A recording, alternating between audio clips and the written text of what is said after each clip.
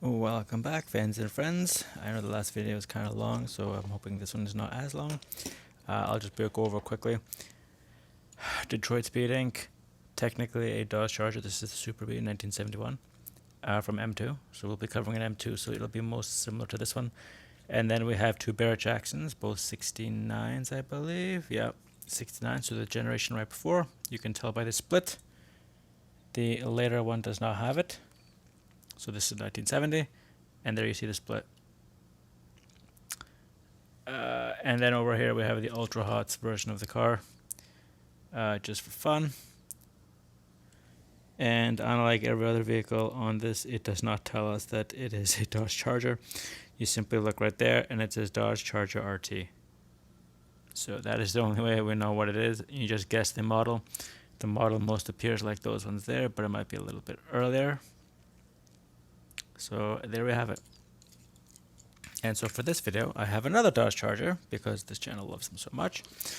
I previewed it earlier, so I'm going to not go over the box too much, try to keep the video short. The major door issues, the one we have there.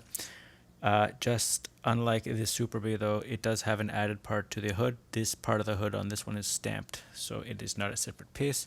But you can see there, I do believe actually, it might just be stamped as well. I apologize then. So basically, Dodge Charger RT, 440. Most of these are Hemis. Super B obviously is a Hemi, so we will be, and it says it right on the engine. In case you don't believe me, right there, nice and clear black letters on the orange base. And then there we have all the other stuff. Just Dodge this time. So the 01023 we saw is the exact as the GTO from the previous video, and here the number is exactly the same as well. Interestingly. So, and this one is the barn find type of vehicle. It is, so what I mean by that is I brought up before, random people looking through either inherited property or purchased out in the boonies, the extended rural areas, and they happen to find some sort of an old vehicle / rare one. How rare are these? They're very expensive on the used market, I know that. Somebody in Canada I think is selling it's like 7 or 8 grand and has no engine, so I mean that alone is going to cost you another 7 grand, 8 grand. Anyway, here's the vehicle. Very basically we have RT nicely written on the front. There's the tie downs. Yeah, so it's stamped as well. It's just painted differently, so it's nearly the exact same as that one over there.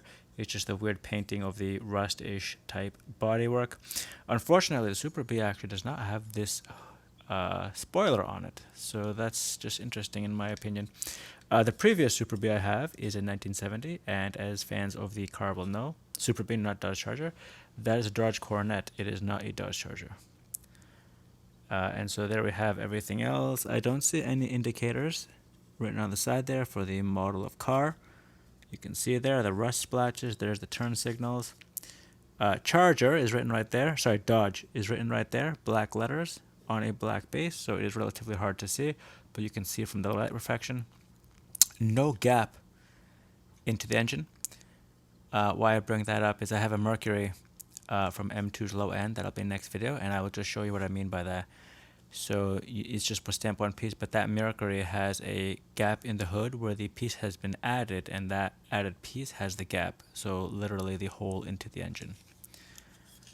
It has the standard tires as well. Rear end, standard 1971 series, separated lights. For here, I don't see any major issues. They're not red though, so that's kind of disappointing.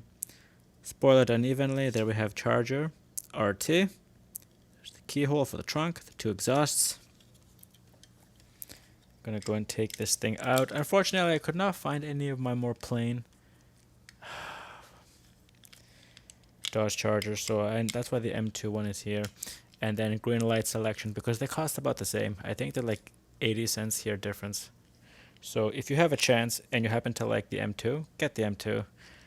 The green lights are okay. The packaging is excellent, but the M2 will also display better. So here it is. Nice and easy to take it out, and we can clearly see into the windshield. Through the windshield. There's the cabin. Nice oversized steering wheel. Like I said, the most distinguishing feature between this and that Super B is the spoiler. That's rust. I thought it was RT. It's not. There's the RT in the front there. Everything else I've covered. We go to the bottom. Pretty much identical. And it just says 1971 Dodge Charger, same as the Super B. It does not tell us that it's in fact a Super B. It just says M2 and green letter, famous for this. Sometimes if you lose the packaging, you will have no way of knowing. This is a 440 6-pack without that bottom plate.